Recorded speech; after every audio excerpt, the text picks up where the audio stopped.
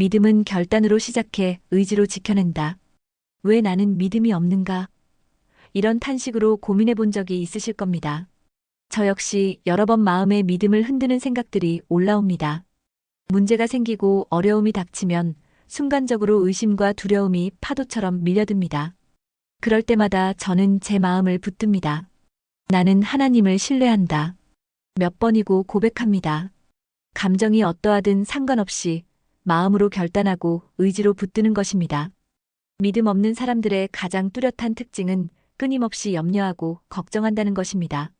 아침에 일어나면서부터 밤에 잠자리에 들 때까지 크고 작은 걱정거리들이 마음을 점령합니다. 이 일이 잘못되면 어떡하지? 저 사람이 나를 어떻게 생각할까? 내일 무슨 일이 생길까? 이런 생각들이 끝없이 반복됩니다. 한 가지 문제가 해결되면 또 다른 걱정거리가 나타납니다.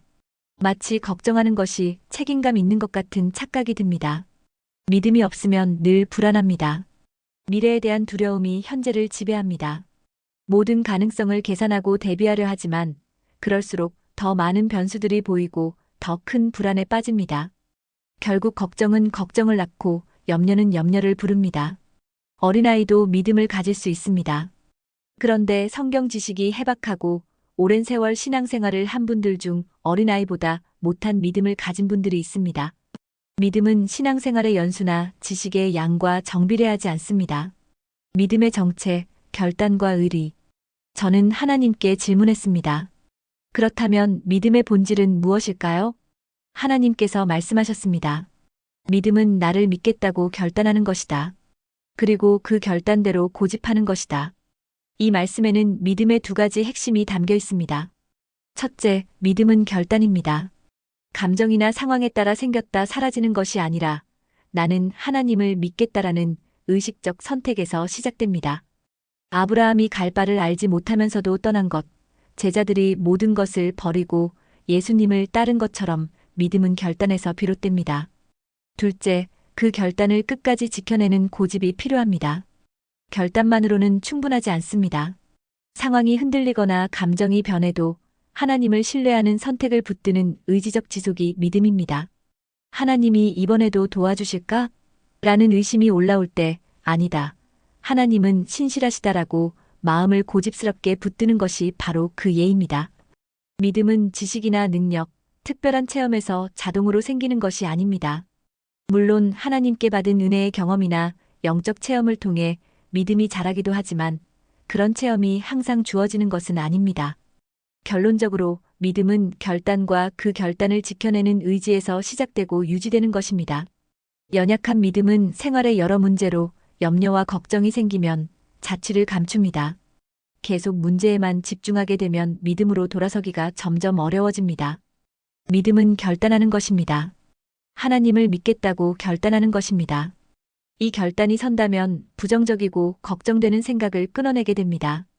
환경이 내가 원하는 대로 바뀌지 않아도 마음만은 여전히 하나님을 믿겠다는 결단에서 물러서지 마십시오. 어려움 가운데서도 흔들리지 않는 믿음이야말로 반석 위에 선 믿음입니다. 예를 들어보겠습니다. 직장에서 큰 프로젝트가 예상보다 어렵게 진행될 때 과연 내가 잘 해낼 수 있을까? 라는 불안이 올라오면 즉시 마음을 돌려 하나님이 나와 함께 하시고 필요한 지혜를 주실 것이다라고 고정하는 것입니다.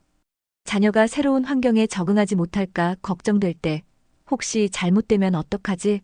라는 생각 대신 하나님이 우리 아이를 지켜주신다라고 마음을 붙드는 것입니다. 건강 문제나 가족의 어려움이 생겼을 때 무슨 일이 생기면 어떻게 하지? 라는 염려 대신 하나님께서 모든 것을 선하게 이끄신다라고 믿음을 세우는 것입니다. 그렇다고 결단은 현실을 외면하는 것이 아닙니다. 해야 할 일은 최선을 다하면서도 마음은 하나님께 고정시키는 것입니다. 믿음으로 서기 어려운 이유. 믿음은 아주 단순합니다. 하나님이 나를 사랑하시고 내게 가장 좋은 것을 주신다는 것을 믿는 것입니다. 물론 자신이 해야 할 일을 포기하라는 말이 아닙니다.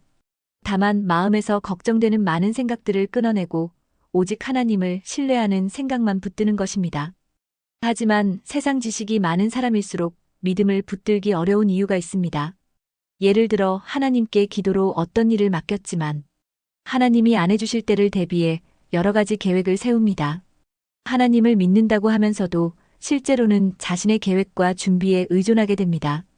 머리로는 하나님을 믿는다고 하지만 마음은 이미 걱정과 불안으로 가득 찹니다. 이런 사람들은 종종 나는 신중한 사람이다. 나는 책임감이 있는 사람이다라고 생각합니다. 하지만 실상은 하나님보다 자신의 판단과 능력을 더 신뢰하고 있는 것일 수 있습니다. 생각이 많고 머리가 복잡할수록 믿음은 자리를 잃게 됩니다. 이렇게 단순함에도 불구하고 믿음으로 서는 것이 힘든 또 다른 이유는 우리의 시선이 하나님이 아니라 주변 환경과 사람들에게 고정되어 있기 때문입니다. 환경이 말하는 소리에 귀 기울이고 사람들의 평가에 마음을 빼앗기면서 하나님의 음성은 희미해집니다. 믿음이 있는 사람은 같은 상황에서도 다르게 반응합니다. 문제가 생겨도 하나님께서 해결해 주실 것이다라고 마음을 붙듭니다.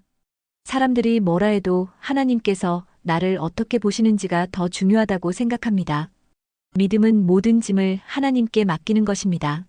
내가 감당할 수 없는 문제들, 내가 해결할 수 없는 상황들을 억지로 내 어깨에 짊어지려 하지 않습니다. 이 일은 내가 할 수 없다. 하나님께서 하셔야 한다고 인정하고 내려놓는 것입니다. 무책임함이 아닙니다. 오히려 자신의 한계를 인정하는 지혜입니다. 내가 할 수 있는 일은 최선을 다하되 결과에 대한 걱정과 염려는 하나님께 맡기는 것입니다. 그렇게 할 때 마음에 평안이 옵니다. 진정한 믿음은 보이는 것에 의존하지 않습니다. 환경이 어떻든 사람들이 뭐라 하든 하나님만을 바라보는 것입니다. 실천적 믿음의 길. 드라마나 영화를 보면 어떤 어려움 속에서도 친구나 주인을 끝까지 지키는 모습을 보고 감동을 받습니다. 신앙에서도 마찬가지입니다.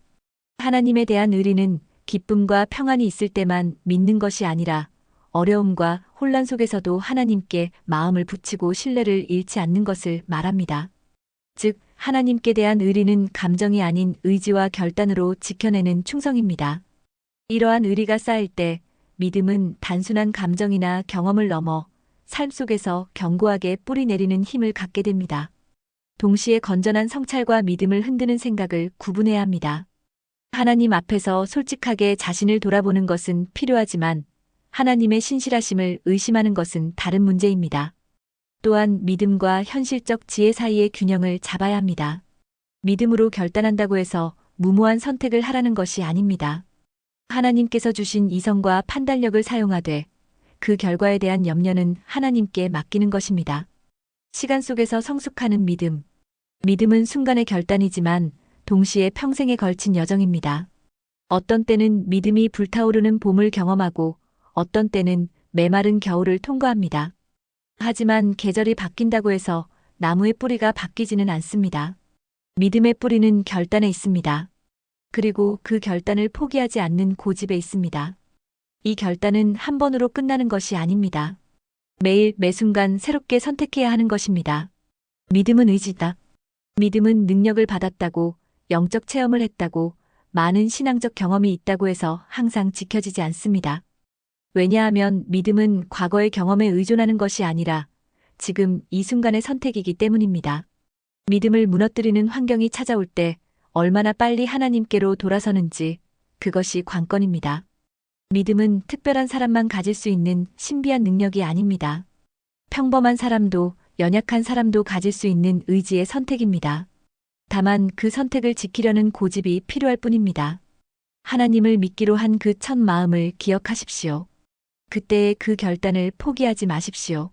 환경이 어떻든 감정이 어떻든 사람들이 뭐라 하든 하나님께 대한 의리만은 끝까지 지켜가십시오. 그것이 믿음입니다. 단순하지만 강력한, 쉽지만 귀한 믿음입니다.